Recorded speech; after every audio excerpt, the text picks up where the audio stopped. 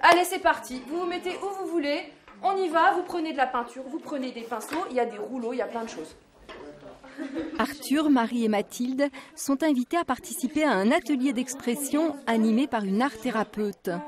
Pour eux, c'est une première, mais les élèves de l'Ulysse qui les accueillent ont déjà participé à plusieurs séances. Un moment placé sous le signe du plaisir et du jeu pour apprendre à se connaître autrement. On va faire un paysage. Un paysage? Alors avec le bleu, tu veux faire quoi? Le ciel? Oui. Un peu plus haut encore? Là? Oui. Tu peins à l'horizontale comme ça? Ouais. On fait un trait?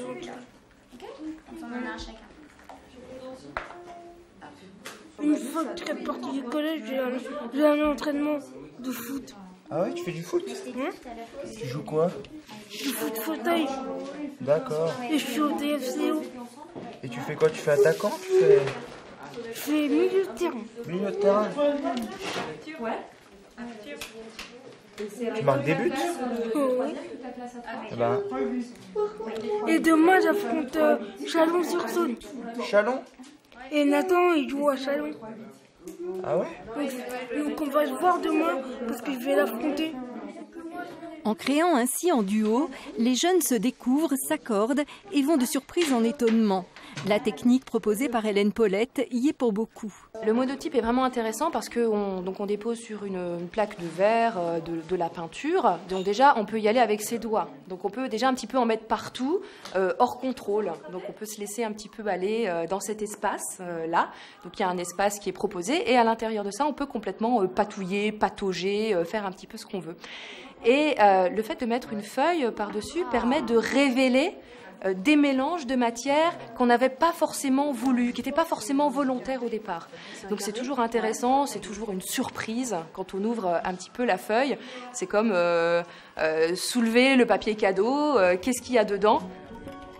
Des gestes, des traces, des outils variés, Marie est à l'écoute des demandes d'Hugo. À eux deux, ils explorent ensemble toutes les possibilités plastiques de cette grande plaque de verre qui se transforme peu à peu en un territoire commun. On en remet un petit peu dessus? Et puis tu me dis dès que tu veux qu'on arrête et puis j'amène la feuille. On n'a plus tellement de place. On n'a plus trop de place. Alors qu'est-ce qu'on fait? On arrête et puis on imprime? Ouais. On la met plus ici, ici, au milieu? Au milieu. Ouais. Voilà. Voilà. Et tu te souviens? Voilà, on appuie. 1, 2, 3. Tu vas en faire combien de personnes? Ah, c'est pas mal. T'aimes bien? Ouais. Hugo, il est avec nous en SVT et il dégage quelque chose qui est vraiment génial. C'est que malgré son handicap, en fait, c'est lui qui nous apprend quelque chose. Il a toujours le sourire, il rigole et tout. Et c'est vraiment génial de travailler avec lui parce qu'il a toujours la joie de vivre.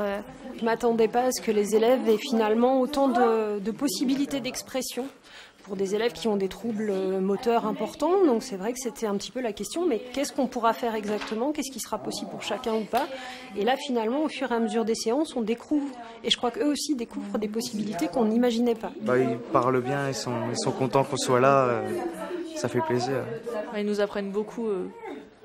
On voit ce qu'ils savent faire, même avec leur handicap. Donc c'est vachement bien. Louise et Mathilde ont réalisé ensemble ce tableau plein de couleurs et de mouvements.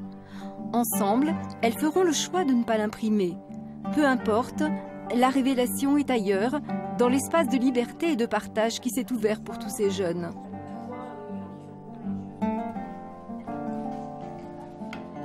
Leurs productions multiples sont le symbole de l'impulsion donnée par la classe expérimentale.